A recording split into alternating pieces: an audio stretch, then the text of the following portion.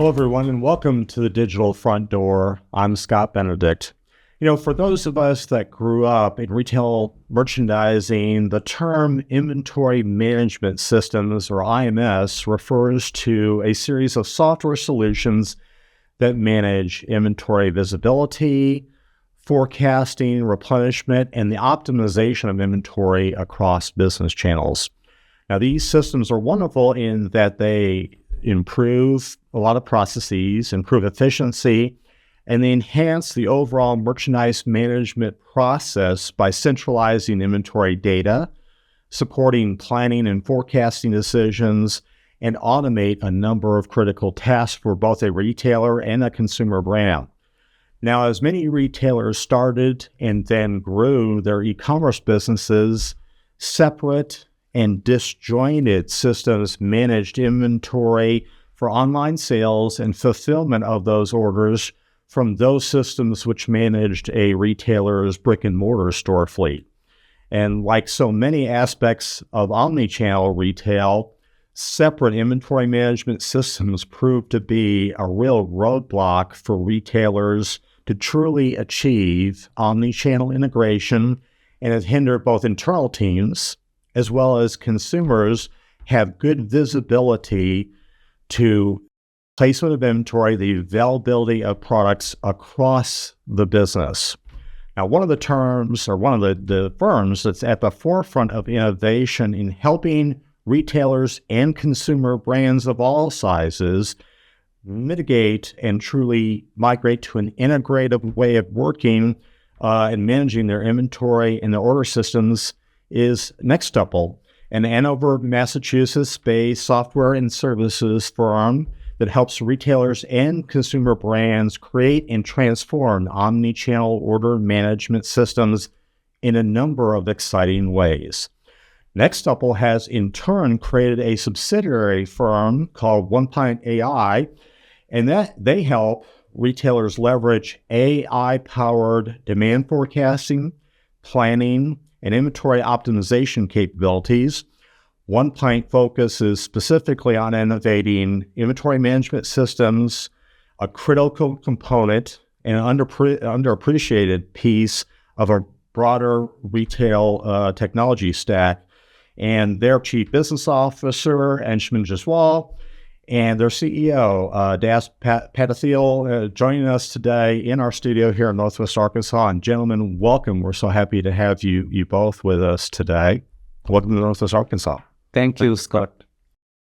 So Das, let me start with you, and maybe can you share with us a little background about the company, both Nextuple broadly and OnePint specifically, and what led the team to form these companies, and then the decision to add OnePint as a subsidiary of Nextuple. Could you give some background on that? Absolutely. But first off, thank you, Scott, for having us here. It was a pleasure to meet you in person after such a long time working together at Walmart. Indeed. After my days at Walmart, I co-founded the Nextuple business in 2018.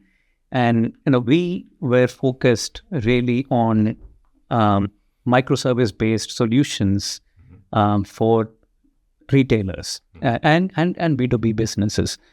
What we've realized over the years is that, while it was very rewarding to, create these solutions for the large retailers, the repeatability of the product business was not so much applicable in that space that we were operating in, right. Which is why we decided that, we want to, take a product-based approach to serving mid-sized retailers and brands at the lower end of the spectrum. Yes. And which is why we launched OnePint.ai as a subsidiary of Nextuple. So I decided to take on the role of the CEO. Anshuman, took on the role of the Chief Business Officer. Yeah. And we got started about, 4 months ago. Awesome. So Anshuman, as you work with some of your existing clients to upgrade their inventory management systems and their planning capabilities, I suspect there's probably some recurring themes or some recurring challenges that some of these firms have when trying to migrate into more modern ways of managing forecasting, planning, and inventory. What are some of those recurring things that you see clients are encountering, or some of the challenges they encounter? Yeah. Scott, I think working with number of D2C brands and mid-sized retailers, what I realized was they face same set of challenges as big retailers. They have same aspirations as big retailers. Yes. In terms of how do we manage inventory forecasting, how do we have right in-stock ratios, and so on and so forth. But what they really struggle with is they don't have sufficient capital, or they have underinvested in their inventory systems. Many of the companies grow very quickly, and they have simply Excels or some homegrown systems. So they struggle with not having sufficient attention and investments in inventory systems. Additionally, now with the advent of AI is the future, they don't have modern tech as well. Right. So some of those are, basic challenges that many of our clients face. And we are here to, solve some of those challenges as we provide modern tech stack. Makes sense. So Jaiswal, when faced with the challenge of enhancing their inventory systems, especially in ways that align with omnichannel order fulfillment, could be orders going to a store or to an end consumer, what do you recommend retailers or brands consider in terms of evaluating their current IMS systems versus where they need to go to be relevant and really on top of their game going forward? I think this is a great question. When we look at our potential client base or ideal customer profile, what we notice quite often is that folks are very focused on top line growth, which I think is a great objective to have. You need to be able to spend, acquire more customers, grow your top line. And what happens in the process as you scale is that the complexities increase in your operations. Right. And if you have not invested in systems and processes and automation in that back end, you run into challenges, sooner or later. Right. So I what we advise our potential clients or clients to do is to think about your metrics. What are you seeing in terms of your cost of fulfillment, right? Are you keeping your inventory close to your customer? What's your speed at which you can actually get to your customer, right? What's your forecasting accuracy? Are you able to meet in-stock rate that you aspire to have? Right. Do you have stockouts? Are you leaving money on the table because you're not able to serve customers? So look at all these metrics, and then that will give you the right sort of impetus to invest in solutions like an inventory management system, and also invest in real-time visibility as much as possible as you start selling on marketplaces, as you start selling into retailers, wholesale business and D2C. Yeah. You want to see what your supply is, what your demand is, what your availability for the different channels are in real time. So that's really what we ask our customers to do. As you're talking, an additional question occurred to me. In many cases, retailers and brands, for that matter, are having to make decisions about in what order to invest in technology. Yep. And it feels like what you're describing is foundational. In other words, it's a basic capability that then sets up your future investments of technology. But if you don't have this aspect of your business solved, other investments down the road won't really be fully optimized. Is that the right way to think about that? Absolutely. So, set up, if you don't have good demand forecasting base, how are you going to do, promotion analysis? Right. How are you going to do placement, inventory placement, logic? Some of these things are foundational that you need to invest in, sooner than later. That makes sense. So, Anshuman, when looking at upgrades to their existing back office systems, how do you and the team advise retailers or brands to assess the ROI when they're making the decision to invest in this? Because I assume CFOs and other financial leaders are a party to some of these conversations, not just the supply chain or inventory management leaders. So there has to be an ROI conversation. How do you advise companies to kind of think that through? Yeah. So Scott, I think it is always cross-functional decisioning between CFOs and supply chain heads and technology leads in terms of evaluating what is a business case associated with investing in inventory management systems. Right. And the way we look at it is you should look at on 3 planks. The first one is top-line benefits. What is in the new inventory management system if you don't have AI-enabled systems such as OnePint.ai? What would it do to your sales or top line? Would you be able to sell more? Second thing would be around looking at all the aspects of cost, whether it is fulfillment cost, your cost of disappoints or order cancellations. And lastly, you would look at cash flow, because inventory is cash flow. Right. So how much inventory buildup do you have? How much can you shave off from the inventory buildup and release the cash? You have soft benefits as well, which sometimes not get measured sufficiently in the business, as you know, Right. which is around productivity. Yes. A lot of people in supply chain and technology are just inundated with Excels and a lot of manual work. Yes. So we also look at productivity, unleash opportunity. Can you free up people's time for them to do more creative, more complex work and let an inventory management system do the grunt work, so to say? Right. No, and I think that makes a lot of sense. And you touched a little bit about the role of AI. And that's what I was going to ask you. We hear an awful lot of conversations about the role of artificial intelligence or AI in modern retail across a number of aspects of business. What capabilities, maybe what benefits can a retailer or a consumer brand expect for AI or from AI when it relates to some of the back office systems like an inventory management system? That's a great question, Scott. So if you look at application of AI in retail, there's been a lot over the past decade or so. And in my experience, a lot of the emphasis on AI applications were put into the shopping experience optimization, personalization, things which, got more stickiness for the customers to come in. Right. Not so much was done on the back end. Not so much was done on the supply chain. Yes, there was, last mile optimization, route optimization, things like that, which were, prevalent, but not so much into the rest of the supply chain. But I think we are at a point where this is a great time where I believe there is a revolution of supply chain systems using AI and the power of AI.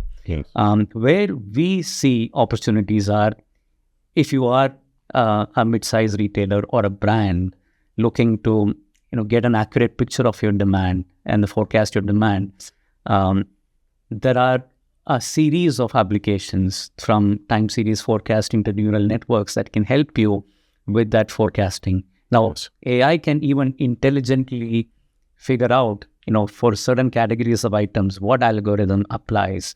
And, for certain other categories, something else applies. So we know, CPG is different from fashion, is different from, jewelry and all that. So no longer you need to kind of fit your, business into a single model.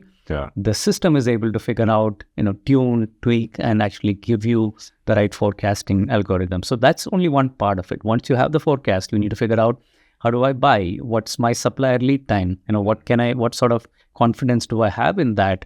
When do I, bring it in? How much do I keep? Where do I keep it? So that I, when I have the demand, I'm able to fulfill it with, least amount of, fulfillment cost.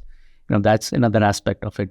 Now, we've only talked about AI, ML, but there is Gen AI, which is, the next frontier where we look at things like explainability. Because one of the big things that, in my experience and, many of our experience, there's a lack of trust in AI applications because it was a black box and it did not explain things well. But I think that paradigm is changing quite a bit, where now you can actually ask questions, get reasoning, and be able to actually get in-depth analysis of why certain decisions were made. Right. That's something that we are starting to use and see a lot of applications of. Other things, agentic AI, which is, now automating some of the actions where a human being had to previously weigh multiple options, consider something else, and then figure out what is the right decision to make. Now you can have agents making those decisions. Now, this space is just evolving at this point of time.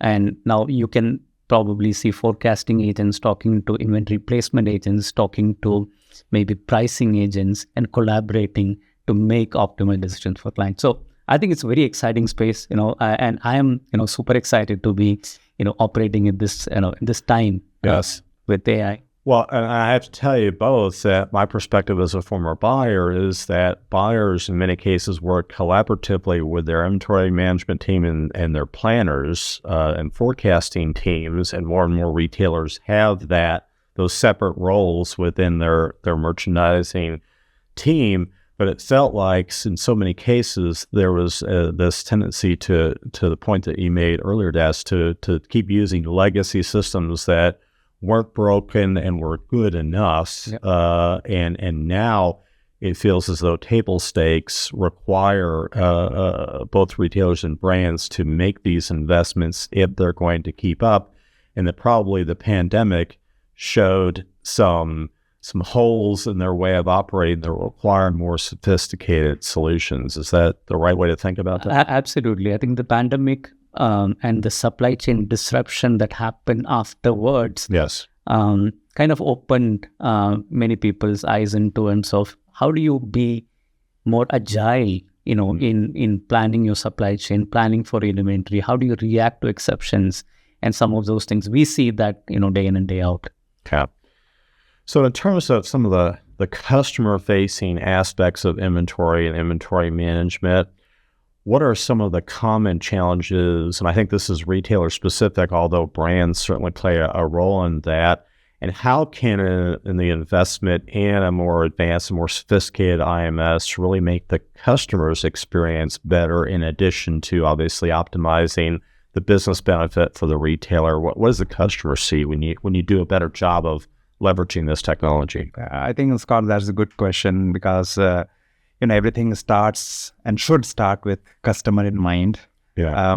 So customers' expectations are continuously evolving, as we all know.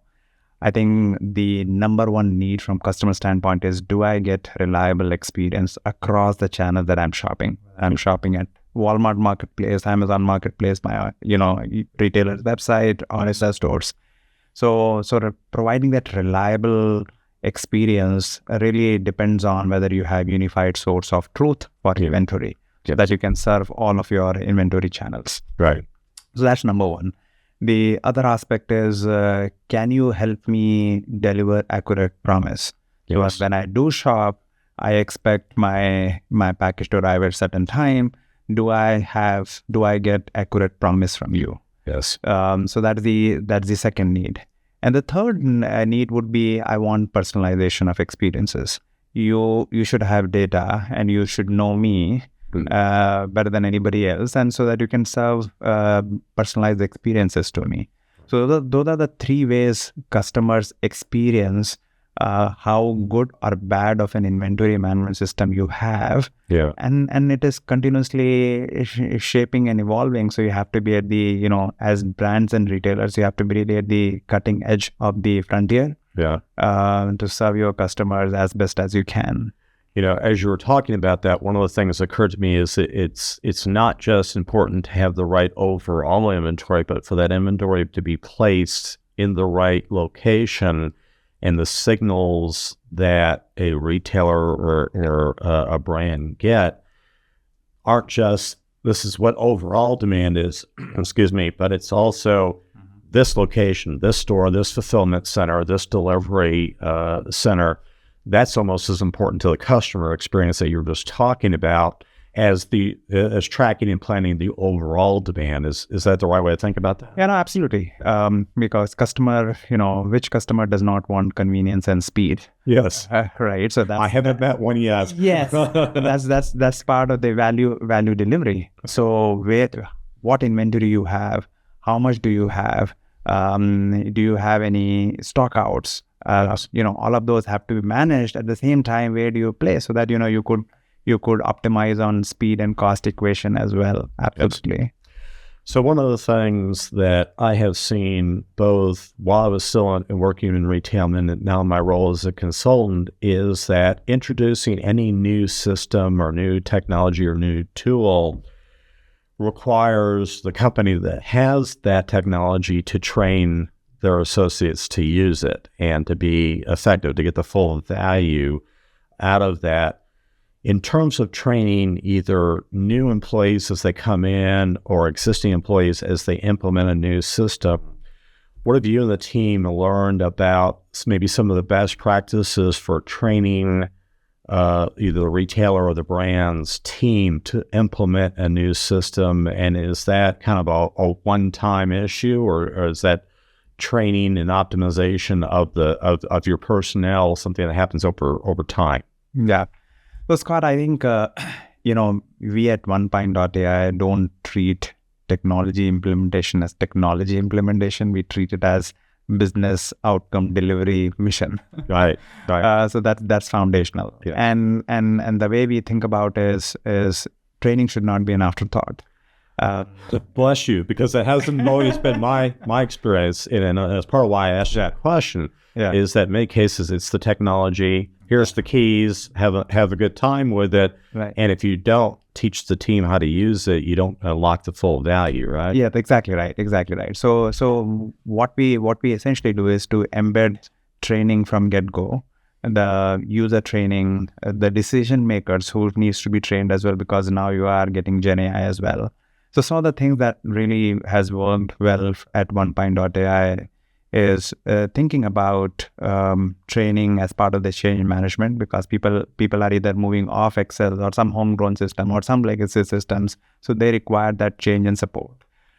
Embedding train the trainer mindset as well, and then now leveraging Gen AI, wherein providing capabilities so that folks can self-learn, Yes. get self-trained, Yes. based on their device of choice. In very human, natural language ways. So there are tools and techniques that we are constantly evolving and updating to make sure that training is as seamless. But first of all, it starts with mindset. You got to embed training from get-go. Yeah, that makes a lot of sense. And it feels like when you're considering making these investments, not only do you have to have an ROI mentality, but you have to think about what are all the decisions that come with that investment and the benefit that ultimately you see in business. Yeah, please. If I can add to that, I think, given that we are targeting a lot of brands and, smaller companies, Yes. it's very obvious that they don't have too much time, to support an implementation and dedicate people to, onboard a new tool, etc. So, so we have consciously invested in quite a bit of self-onboarding capabilities, meaning, you can walk, you can, very easily set your catalog up, set your, network up into the system through conversational AI. So that's been a real focus of OnePint.ai, is that we want to be as low touch as possible in terms of, getting the software set up and configured to a point where you can actually do it on your own, right? So, yeah. And however big you think that is, I think from having been the business person who had to use some of those systems throughout my career, I can't emphasize how big that is, because so many systems have failed because either the ultimate user didn't embrace it, didn't support it, or didn't know how to gain the full value from it. Yeah. This piece, kind of to the point both of you were making, is so critical, because you can't unlock the value if the team isn't using it to its full potential, and the team has to really be brought along Absolutely through that process, and they have to feel like this actually makes their lives easier, and they get the pride of doing a better job because they've used a more sophisticated and but easier to use system. Is that the right way to think about that? Absolutely, yeah. I think that's how we're thinking about it. So one of the last things I wanted to kind of ask you is that in my work as a consultant, one of the conversations we have with a lot of clients is the cost of doing nothing. In other words, there's investment decisions you have to make to be a part of modern retail, whether you're a retailer or a brand. And there's always the conversation about, well, what if we do nothing and we don't spend any money? And so as some of the clients you've encountered, either those that you successfully landed or maybe those who are still a little bit on the sidelines, when they make hard choices about investing in omnichannel capabilities, what are some of the examples you have seen of the impact of not making an investment, of doing that, the do nothing or let's not invest now or let's wait kind of decisions? What are some of the impacts that you've seen clients or potential clients face because they chose to do nothing? And I have to say that most of the prospects or clients that we come across are in that sort of situation, Scott. What happens, is that you prioritize top line growth, like I was saying earlier, and some of the investments in operational optimization and back-end systems is usually an afterthought. And what the risk that clients run into, I'll take an example of a brand that we're working with, quite a large a brand with fairly large customer base, still using spreadsheets to manage inventory that is being sold on different channels. And OnePint is helping them create a single source of truth for inventory and create that sort of available to promise picture for different channels. Similarly, a food brand who's got a manufacturing center, multiple distribution facilities, and a growing customer base, selling on wholesale into some retailers. Again, using Google Sheets to manage the entire planning process. So I think it is understandable that some of these things will work in the initial stages. But what our recommendation or what our perspective is that sooner or later you need to start thinking about automating some of these things, investing in the right tools. Like you said earlier, the foundation, right? You got to set those foundations because the complexity is only going to increase. You're going to start selling on more channels, and it makes your life a lot easier if you have the foundation right, and then you can actually add on fairly easily on top of that. And if I may add, yes. Scott, I think from investment perspective, one of the things that early on, Das and I decided that we should really focus on frugal architectural principles so that the systems that we build are affordable to mid-market retailers, to brands, because that's supremely important. The other element is around ROI as well, because if you are operating in Google Sheets and our homegrown systems, you have a friction to adopt newer systems. So how do we make it easier and faster? So one of the things that we really promote is time to market. Right. How can we quickly implement the systems? And and that is part of the investment equation as well. So we really focus on those two elements so that you can get brands and retailers off the Excel sheets or homegrown systems, etc., adopt modern technology, and still deliver the ROI that CFOs and business are looking for. I think that's a great point and a great way to kind of tie up the conversation today is the fact that one, foundational elements of your business are so critical to have a strong underpinning, whether you're a retailer or brand, to set yourself up for future success.